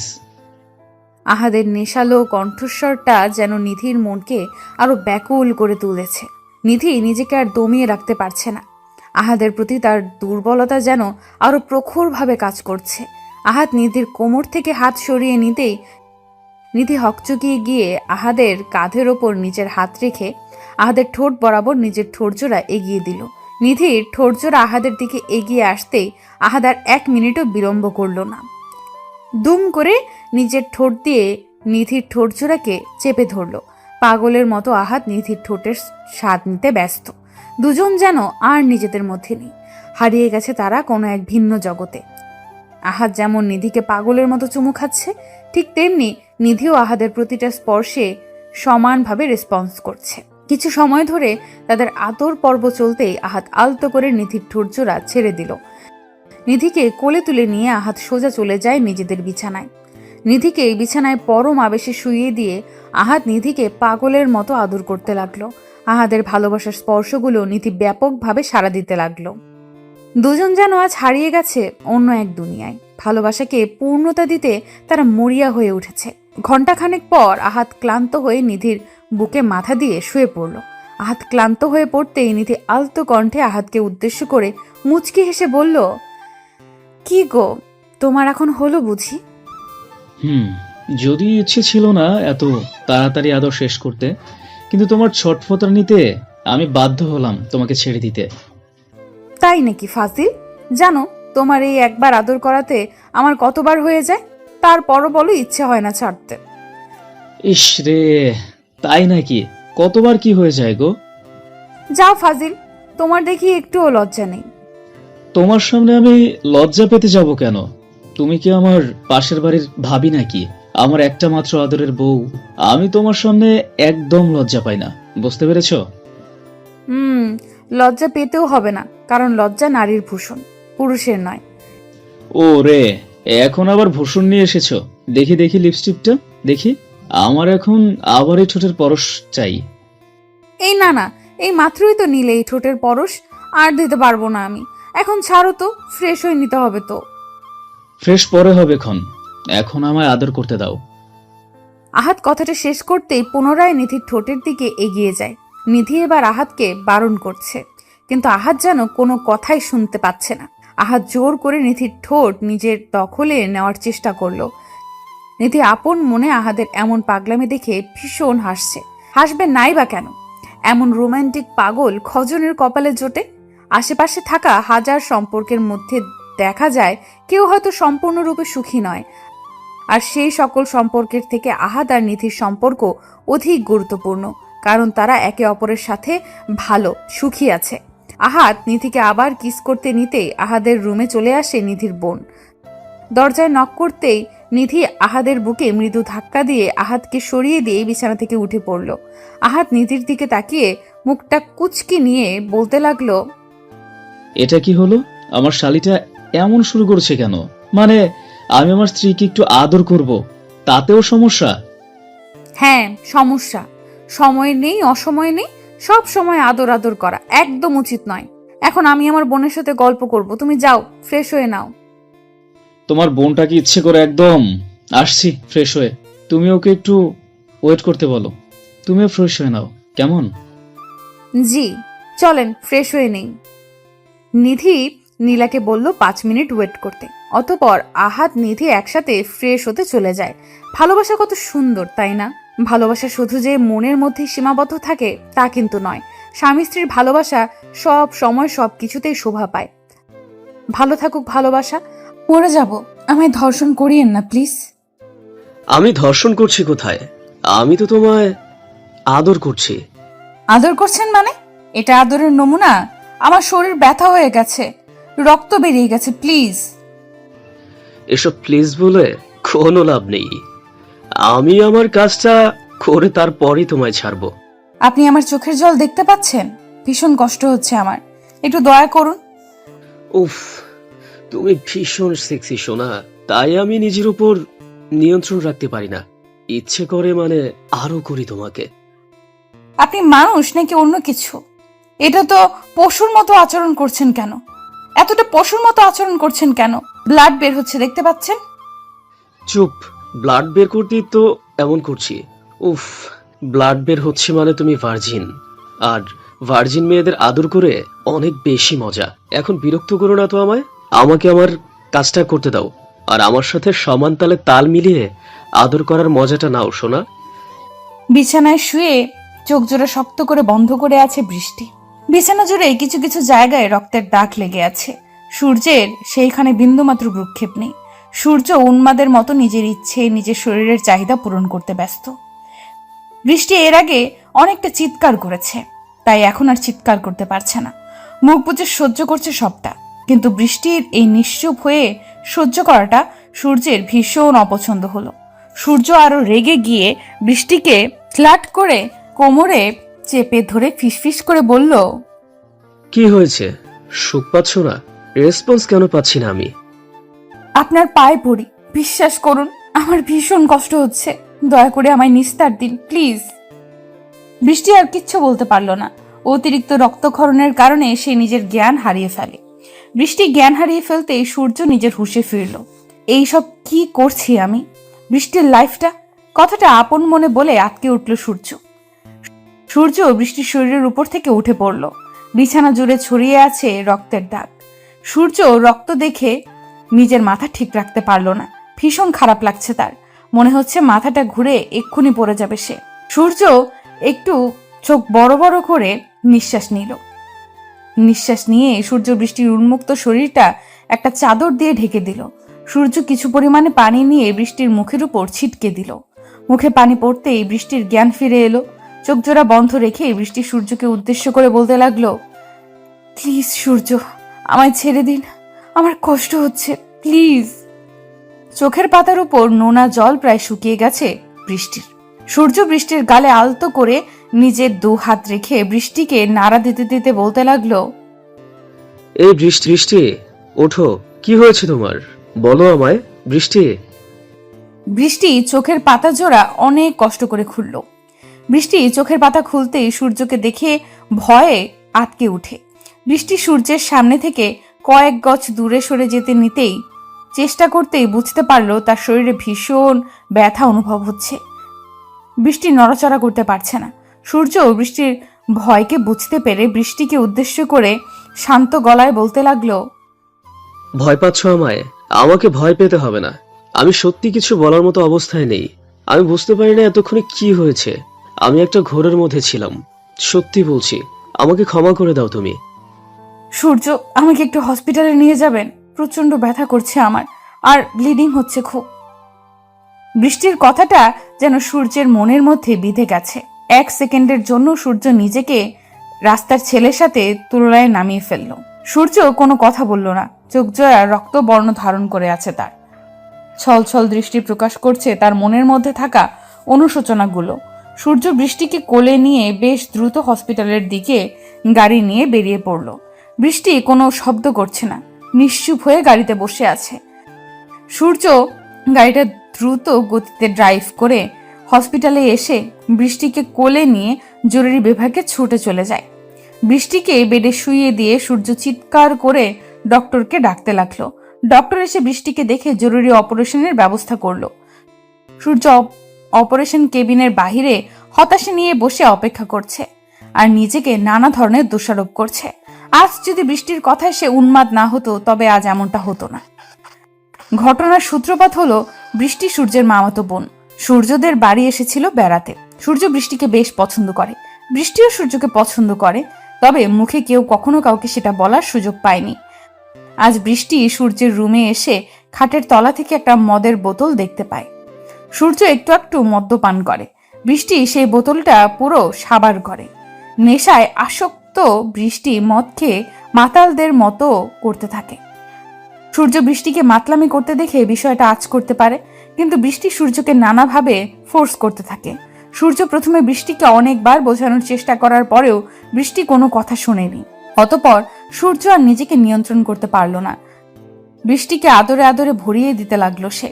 অতঃপর কি হলো তা তো দেখতেই পেলেন। সূর্য কিছু সময় অপেক্ষা করতেই ডক্টর বাহিরে এসে সূর্যর দিকে তীক্ষ্ণ দৃষ্টিতে তাকালো। সূর্য বসা থেকে উঠে দাঁড়াতেই ডক্টর সূর্যকে উদ্দেশ্য করে বলল, পেশেন্ট আপনার কি হয়?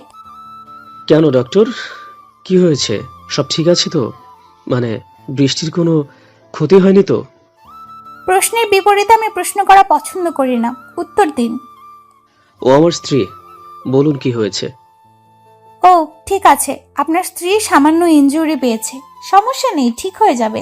আসলে আমরা গাইনি বিভাগের ডাক্তাররা এমন কেস প্রায় পেয়ে থাকি।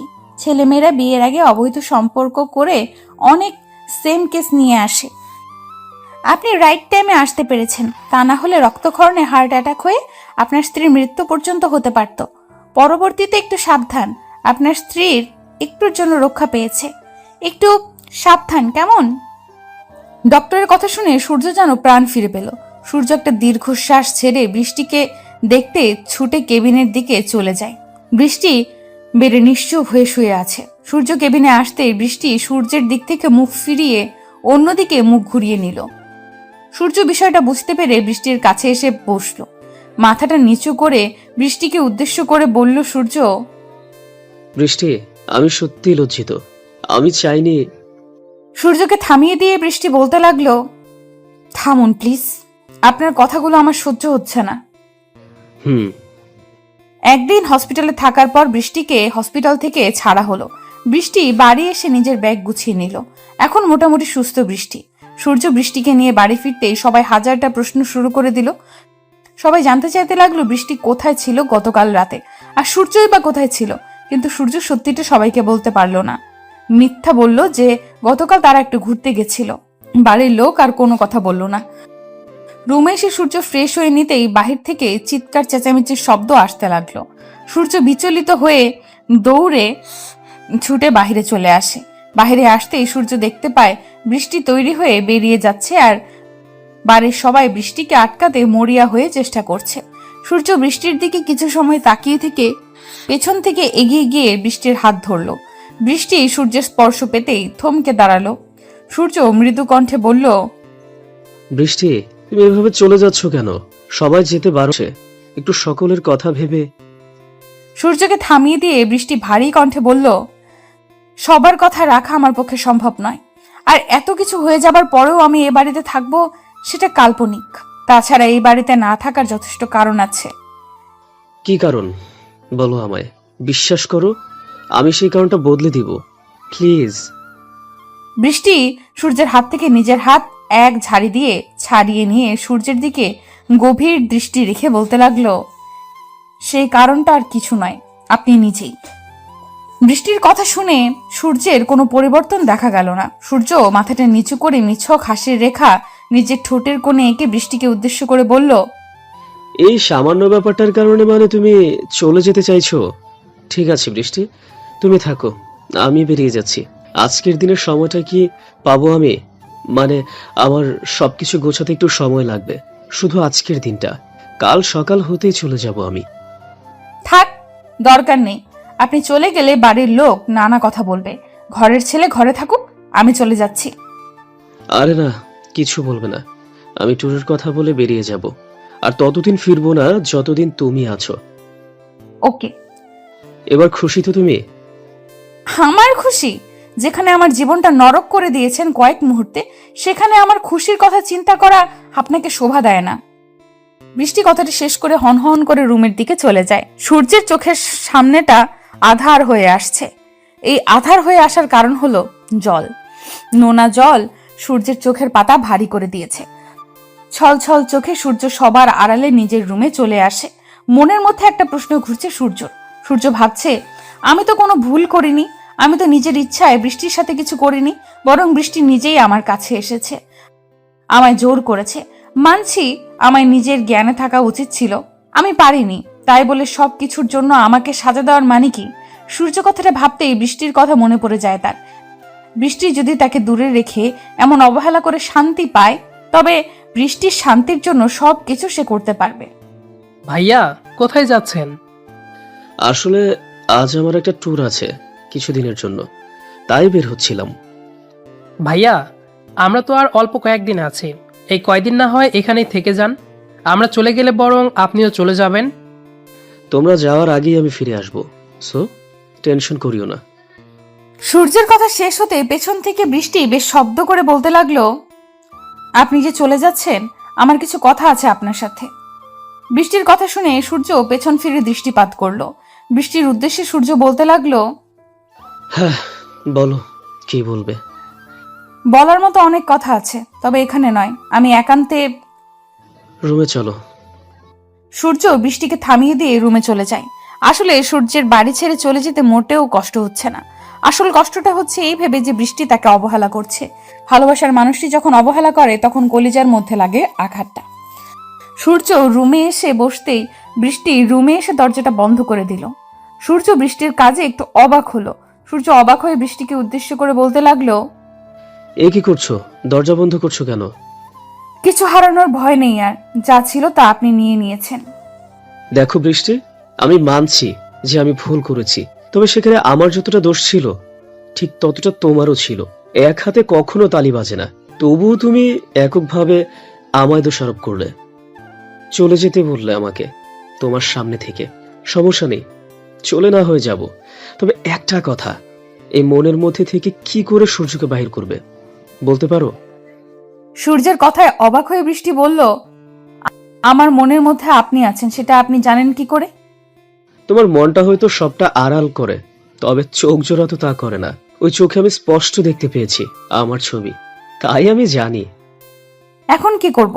আমি পারছি না তো নিজেকে বোঝাতে, পারছি না আপনার করা আচরণগুলোকে ভুলে যেতে। তাড়িয়ে দাও আমায় নিজের জীবন থেকে, অনেক দূরে, অনেক দূরে তাড়িয়ে দাও আমাকে। পারছি না তো তাড়িয়ে দিতে, কি করব আমি বলে দিন? কেন পারছো না? কষ্ট হচ্ছে তো, ভীষণ কষ্ট হচ্ছে। আমার বুকটা ফেটে যাচ্ছে, মনে হচ্ছে আপনাকে ছাড়া আমি বেঁচে থাকতে পারবো না। কেন কষ্ট হচ্ছে? আমায় তো তুমি ভালোবাসো না, তবে কেন কষ্ট হচ্ছে তোমার? ভালোবাসি তাই।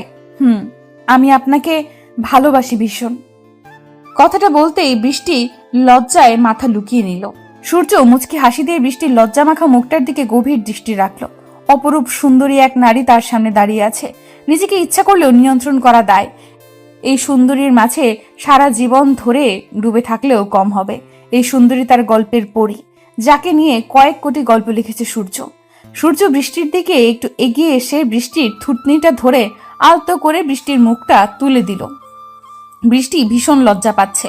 সূর্য বৃষ্টির চোখের দিকে তাকিয়ে মায়া ভরা কণ্ঠে বলতে লাগলো, লজ্জা নারীর ভূষণ, তবে তোমার এই লজ্জাটা আমার মনকে শান্ত করতে পারছে না, বরং আবার উন্মাদনা সৃষ্টি করে চলেছে এই বুকের মধ্যে। সারাটি জীবন তুমি এই বুকে থাকবে, পাগলের মতো করে ভালোবাসা দিবে আমাকে, আমাকে তোমার ভালোবাসায় ভরিয়ে দিবে। যতদিন বেঁচে আছি ততদিন এই মন প্রাণ শুধু আপনার। সূর্য, আমি আপনাকে নিজের থেকে অনেক বেশি ভালোবাসি। কখনো আমায় ছেড়ে যাবেন না, সত্যি মরে যাব। বৃষ্টি কথাটি শেষ করতেই সূর্য বৃষ্টিকে শক্ত করে জড়িয়ে ধরল। বৃষ্টি পরম আবেশে সূর্যের বুকে মাথা রেখে শান্তি অনুভব করতে লাগলো। বৃষ্টি আর সূর্যের এই শান্তির আদান প্রদান বেশিক্ষণ স্থায়ী হলো না। দরজায় বেল শব্দ করে নক করা হলো। সূর্য বৃষ্টিকে ছেড়ে দিতেই বৃষ্টি দরজাটা খুলল। দরজা খুলে দিতেই সূর্যের মা বৃষ্টিকে উদ্দেশ্য করে বলল, বেশি সময় নেই, তোর বাবা মা আসছে। আমি সারা জীবনের জন্য তোকে আমার মেয়ে করে এখানেই রেখে দিব। আমার ছেলেকে পছন্দ হয়েছে তোর? পছন্দ হয়ে বলতে তেমন না, বেশ পছন্দ হয়েছে। বৃষ্টি কথাটা বলতেই দৌড়ে পালিয়ে যায়। সূর্যের মা বুঝতে পারে মেয়ে তার লজ্জা পেয়েছে। সূর্যের দিকে তার মা দৃষ্টি নিক্ষেপ করতেই দেখতে পায় সূর্য মুচকি মুচকি হাসছে। ছেলের মনের কথা সে আগেই আঁচ করতে পেরেছে। তাই বৃষ্টির বাবা মায়ের সাথে কথা বলে সবকিছু ব্যবস্থা করে নিয়েছেন উনি। অবশেষে তাদের দুজনের ভালোবাসা পূর্ণতা পেল। প্রত্যেকটি সম্পর্কে পবিত্রতা থাকা প্রয়োজন। ভালোবাসা নিজের পবিত্রতা রক্ষা করতে না পারলে সেটা আর ভালোবাসা থাকে না। তোর সাহস কি করে হয় আমায় ভালোবাসার কথা বলার? ভালোবাসার কথা বলতে কি সাহসের প্রয়োজন পড়ে? হ্যাঁ পরে। তুই নিজের জায়গাটা ভুলে গিয়েছিস। নিজের দিকে তাকিয়ে দেখেছিস কখনো? আমার আর তোর সাথে কি আদৌ যায়? এসব কি বলছো তুমি? আমার উপর কি রেগে আছো তুমি? প্লিজ আমায় বলো কেন রেগে? এই ওয়েট, তোর উপর আমি রাগ করতে যাব কেন? কি তুই? অনু, অনেক মজা হয়েছে, প্লিজ এমন করিও না। আমাদের 2 বছরের ভালোবাসার সম্পর্ক একটু তো বোঝার চেষ্টা করো প্লিজ। আমাদের মধ্যে কোনোদিন ভালোবাসা ছিল না। আমাদের মধ্যে ছিল শুধুমাত্র সময় নষ্ট। আমি মজা নিয়েছি আর তুই এনজয় করেছিস, ব্যাস। অনুর কথাগুলো শুনে অয়নের পায়ের তলা থেকে মনে হচ্ছে মাটি সরে গেছে। অনুর কথাগুলো বিশ্বাস করতে ও মানতে ভীষণ কষ্ট হচ্ছে অয়নের। দীর্ঘ 2টি বছরের ভালোবাসা মজা ছিল। অয়নের চোখের পাতা এক নিমেষেই ভারী হয়ে এলো। অয়ন যেন নিজের চোখের সামনে কিছুই দেখতে পাচ্ছে না। নিজের জীবনের থেকেও বেশি ভালোবাসে অনুকে সে। আজ সে অনু কিনা তাকে এমন করে ঠকাচ্ছে। অয়ন খানিক সময় নিশ্চুপ থাকার পর আবারও নির্লজ্জের মতো অনুর হাত ধরে অনুকে উদ্দেশ্য করে বলতে লাগলো, অনু, আমি জানি না তুমি কেন এমন করছো, কিন্তু বিশ্বাস করো তুমি ছাড়া শূন্য আমি। তোমাকে ছাড়া আমি বেঁচে থাকতে পারবো না, দয়া করো আমায় প্লিজ। রাস্তার ভিখারিকে আমি দয়া করি, তবে তোকে দয়া করতে পারছি না, সরি। অনু, এমন করে বলিও না, আমার বুকটা ফেটে যাবে প্লিজ। এই হাত ছাড়। আজকের পর থেকে তোর আর আমার মধ্যে কোনো প্রকার সম্পর্ক থাকবে না। আমায় আর কখনো বিরক্ত করবি না তুই। অনু কথাটা বলতেই অয়নের হাতটা নিজের হাতের উপর থেকে এক ঝটকায় সরিয়ে নিল। অয়ন অনুর দিকে এক দৃষ্টিতে তাকিয়ে আছে। এই শহরের মানুষগুলোকে চেনা বড্ড কষ্টকর। মুখ আর মুখোশ চেনাটা মোটেও সহজ নয়। অনুর সাথে কলেজ থেকে পরিচয় অয়নের। অয়ন প্রথম দিন থেকে অনুকে নিজের বন্ধু ভেবেছে, কিন্তু অনু অয়নকে নিয়ে অন্য কিছু ভাবত। একটা সময় গিয়ে অনু নিজেই অয়নকে জানায় তার মনের অনুভূতি। অয়নও অনুকে ভীষণ পছন্দ করে। এই পছন্দ করাটা কখন যে ভালোবাসার রূপ নিয়েছে সেটা বুঝতে পারেনি অয়ন। অয়ন অনুর সাথে একটু একটু করে নিজেদের ভালোবাসার সম্পর্ক সামনের দিকে এগিয়ে নিতে থাকে। দেখতে দেখতে 2টি বছর চলে যায়। অয়ন বুঝতে পারেনি তার আর অনুর মধ্যে আকাশ পাতাল তফাৎ। অনু চলে যেতেই অয়ন খোলা আকাশে তাকালো। আকাশটা ভীষণ মেঘ করে আছে। এখনই হয়তো প্রচুর বৃষ্টি হবে। অয়ন নিজের চোখের পানি হয়তো এই বৃষ্টির মাধ্যমে আড়াল করে নিতে পারবে। অয়ন আর দাঁড়িয়ে থাকতে পারলো না। হাঁটতে হাঁটতে বাড়ির পথে চলতে লাগলো সে। বুকটা ফেটে যাচ্ছে অয়নের। এতটা ভালোবাসার পরেও অনুকে আগলে রাখতে পারলো না সে। অয়ন নিজের রুমে এসে দরজা বন্ধ করে দিল। মনটা ভীষণ খারাপ হয়ে আছে তার। নিশ্চুপ হয়ে বিছানায় বসে পড়তেই অয়নের ফোনে অধরা কল করলো। 2বার রিং হতেই অয়ন কলটা পিক করলো। ওপার থেকে অধরা অয়নকে উদ্দেশ্য করে বেশ শক্ত গলায় বলল, এই তোকে আমি খুন করব বুঝলি? আমার সাথে তোকে দেখা করতে বলেছি, মনে আছে তো সেই কথা? আছে মনে। মনে থাকলে এলি না কেন দেখা করতে? দাম বেড়ে গেছে নাকি তোর? অধরা, আমার মনটা ভালো নেই, আমি পরে তোর সাথে দেখা করব। তাই না? কেন? তোর মনের ঘরের আবার কি হলো? কে তোর মন খারাপ করে দিয়েছে? আমি নাকি? ফালতু কথা ছাড়, আমার ভালো লাগছে না, রাখছি আমি। অয়ন কথাটা বলতেই অধরার মুখের ওপর কলটা কেটে দিল। অয়নের বুকের মাঝে যেটা চলছে সেটা শুধুমাত্র অয়ন বুঝছে। অন্য কেউ অয়নের বুকের কষ্টটা বুঝতে পারবে না। অয়ন ফোনটা সাইডে রেখে দিয়ে আপন মনে অনুর কথা ভাবতে লাগলো। একটা মেয়ে তাকে ভালোবাসার নামে এমন প্রতারণা করতে কি করে পারলো? কিছুই ভাবতে পারছে না অয়ন। অয়নের চোখ থেকে নোনা জল গড়িয়ে পড়ছে। অয়ন আপন মনে নিজের চোখ থেকে নোনা জল ফেলছে আর অনুর কথা ভাবছে। কিছু সময় অনুর কথা ভাবতেই হঠাৎ করে অয়নের কানে ভেসে এলো অধরার কণ্ঠস্বর। অধরার কণ্ঠস্বরটা অয়নের কানে আসতেই অয়ন চমকে উঠল। তার মানে কি অধরা অয়নের বাড়ি চলে এসেছে?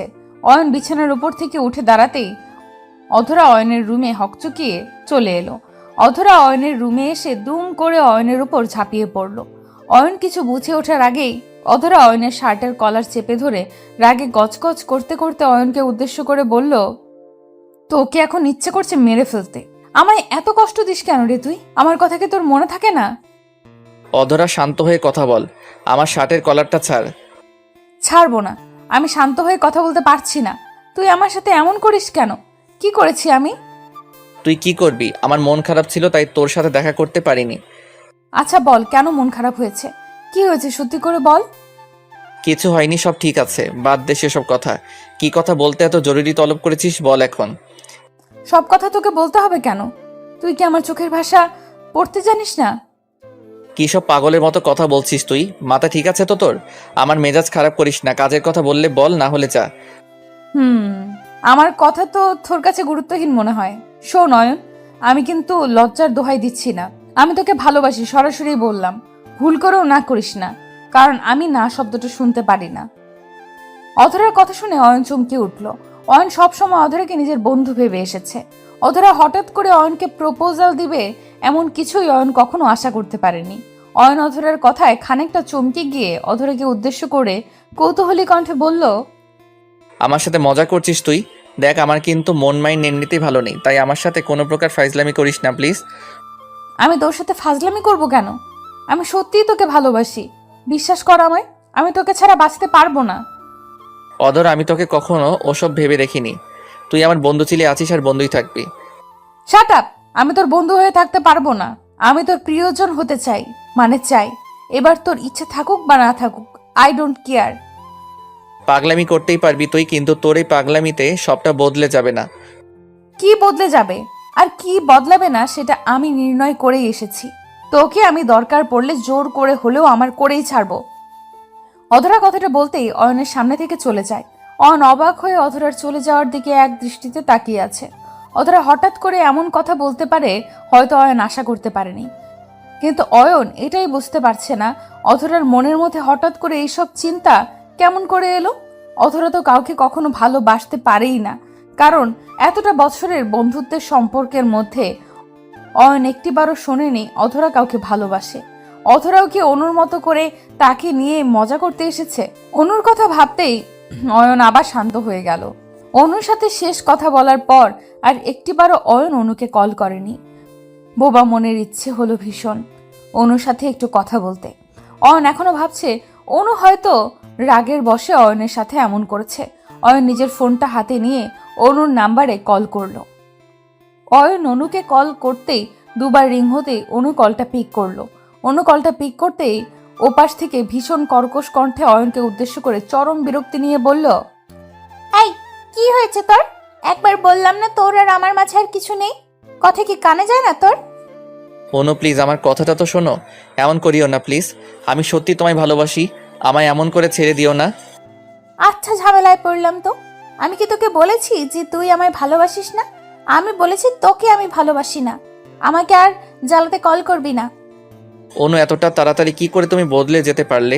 আমার ভালোবাসার কি কোনো মূল্য তোমার কাছে নেই? না, নেই।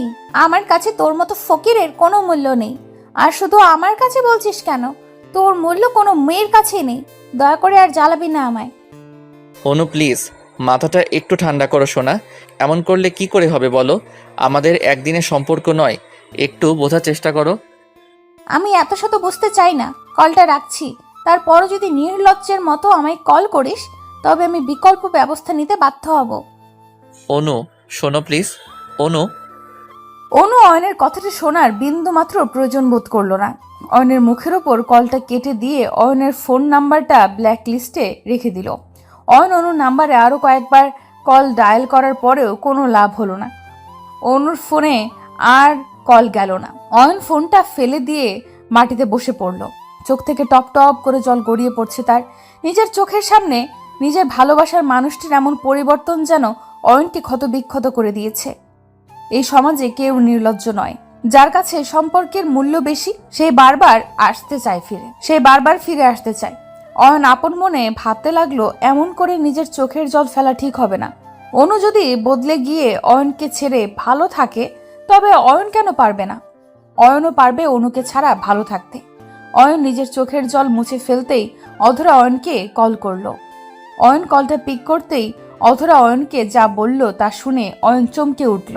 অধরা অয়নকে উদ্দেশ্য করে বলল, কি গো জামাই আমার, মন খারাপ করে থাকবে?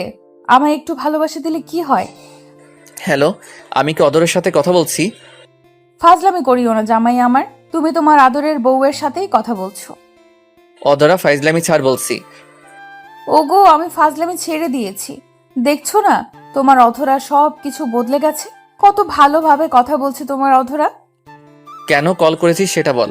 হ্যাঁ সেটাই তো দেখছি আমি, কিন্তু হঠাৎ করে এমন বদলে যাওয়াটা আমার হজম করতে কষ্ট হচ্ছে। হজম করতে কষ্ট হলেও হজম করে নাও, কারণ আজকের পর থেকে সারা জীবন ধরে আমার হজম করতে হবে তোমায়। এখন বলো কি করছিলে? কি আর করব, বসেছিলাম। অয়ন অধরার সাথে কথা বলতে লাগলো। অতীত ভুলে নতুন করে জীবন সাজাতে হলেও একজন প্রিয় মানুষের প্রয়োজন।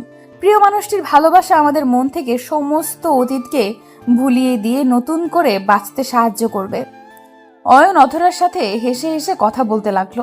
বুকের ওপর থাকা পাথরটা নামিয়ে নিতে হবে। ভালোবাসা তার প্রাপ্য, যে ভালোবাসাকে আগলে রাখতে জানে। তার প্রাপ্য নয় যার কাছে ভালোবাসা প্রকাশ করার পর অবহেলিত হতে হয়। অয়ন সারা রাত ধরে অধরার সাথে ফোনে কথা বলতে লাগলো। ভোর হবার কিছু সময় আগে অয়ন ফোনটা রেখে ঘুমিয়ে পড়ল। বিকেলের দিকে অয়নের ঘুম ভাঙে অধরার ফোনে। অধরা ফোন করে অয়নকে উদ্দেশ্য করে বলতে লাগলো, আয় অয়ন, চলো না, আজ দুজন মিলে একটু ঘুরে আসি। ঘুরে আসতে চাইছো ঠিক আছে, তবে কোথায় যাবে? জানি না, তবে অনেক দূরে যেতে চাই। এমন একটা শহরে যেতে চাই যেখানে আমাদের বিরক্ত করার মতো কেউ আসবে না। তুমি আমি দুজন থাকবো, শুধুমাত্র আমরা দুজন।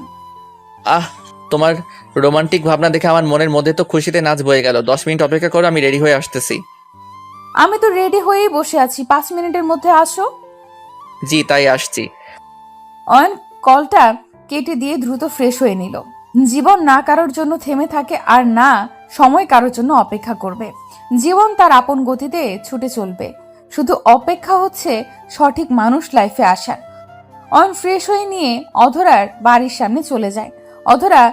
অধরার বাড়ি এসে অয়ন অধরাকে নিজের বাইকের পেছনে বসিয়ে ছুটে যায় অজানায়।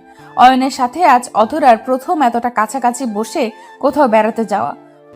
অধরা অয়নকে পেছন থেকে শক্ত করে জড়িয়ে ধরে আছে।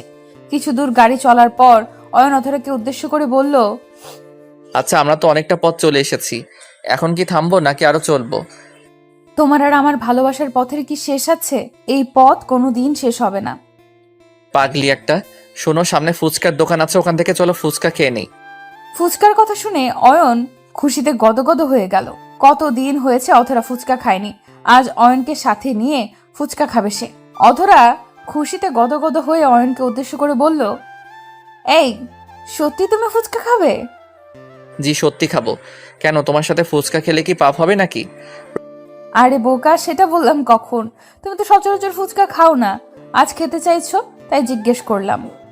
রোজকার সময় তো আমি আমার বান্ধবীর সাথে আসি, তাই খেতে চাইতাম না। তবে আজ তো হবু স্ত্রীর সাথে এসেছি, তাই সব চলবে। অয়ন কথাটা বলতেই দুষ্টু হাসি দিল। অয়নের ঠোঁটের কোণে এই দুষ্টু হাসির ঝলকটা দেখে অধরা অয়নকে জড়িয়ে ধরে অয়নকে গালে নিজের ঠোঁট জোড়া ছুঁইয়ে দিয়ে আলতো করে চুমু খেলো। ভালোবাসা শব্দটা বোঝার ক্ষমতা সবার মধ্যে থাকে না। ভালোবাসা বোঝার জন্য একটা ভালো মন প্রয়োজন, যে মনটার অধিকারী সকলে হতে পারে না। প্রতিদিন ভালোবাসার নতুন নতুন গল্প পেতে চ্যানেলটি সাবস্ক্রাইব করে পাশে থাকা বেল বাটনে ক্লিক করুন। প্রতিদিন ভালোবাসার নতুন নতুন গল্প পেতে চ্যানেলটি সাবস্ক্রাইব করে পাশে থাকা বেল বাটনে ক্লিক করুন।